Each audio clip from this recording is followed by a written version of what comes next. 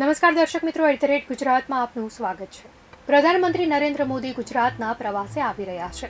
અમદાવાદમાં તેમના વિવિધ કાર્યક્રમો થવાના છે। આ સાથે ઈદે મિલાદનો તહેવાર પણ છે, તો બીજી તરફ ગણેશ વિસર્જન પણ। એક સાથે 3 મોટી ઇવેન્ટ હોવાથી ગૃહ વિભાગ દ્વારા અમદાવાદમાં ચાંપતો પોલીસ બંદોબસ્ત ગોઠવી દેવામાં આવ્યો છે। ખાસ કરીને પોલીસ કર્મીઓની રજાઓ પણ આ સમયગાળા દરમિયાન રદ કરી દેવામાં આવી છે। 15, 16 અને 17 સપ્ટેમ્બરના રોજ અમદાવાદ શહેર પોલીસ છાવણીમાં ફેરાઈ જશે। એક સાથે 12,000 કરતાં પણ વધુ પોલીસ કર્મીઓ અલગ અલગ બંદોબસ્તમાં તૈનાત રહેશે। અમદાવાદ શહેર પોલીસ દ્વારા તમામ તૈયારીઓ કરી દેવામાં આવી હોવાની વિગત શહેર પોલીસ કમિશનર દ્વારા જણાવવામાં આવી છે। શહેરના પૂર્વ વિસ્તારમાં 16 સપ્ટેમ્બરે વડાપ્રધાન નરેન્દ્ર મોદીનો GMDC ગ્રાઉન્ડમાં કાર્યકર્તાઓ સાથેનો કાર્યક્રમ યોજાવાનો છે, જેમાં અંદાજે 2,500 જેટલા પોલીસ કર્મચારીઓને નિયુક્ત કરવામાં આવ્યા છે।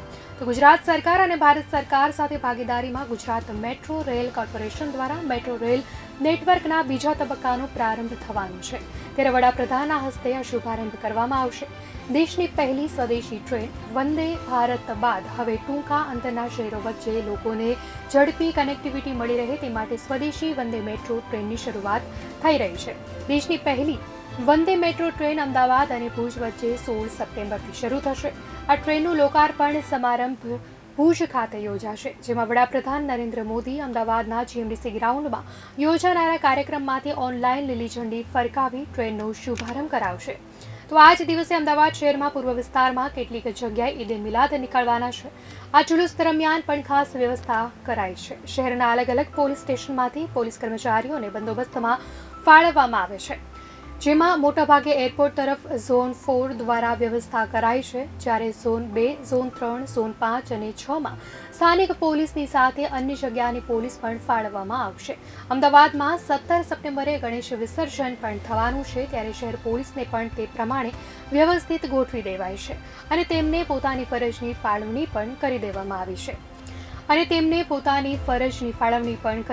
આવશે। ઉલ્લેખનીય છે કે આ વચ્ચે SRP અને બીજી ફોર્સ અન્ય રાજ્યમાં ચૂંટણી હોવાથી બહાર ગઈ છે, ત્યારે અમદાવાદ શહેરની તમામ પોલીસને આ મહત્વના દિવસોમાં બંદોબસ્તમાં રોકવામાં આવી છે। સાથે સિનિયર અધિકારીઓની માંગણી અમદાવાદ પોલીસ તરફથી કરવામાં આવી છે, જેમાં 4 DCP રેન્ક અને 4 ASP રેન્કના અધિકારીઓને અમદાવાદ માટે ફાળવવામાં આવ્યા છે।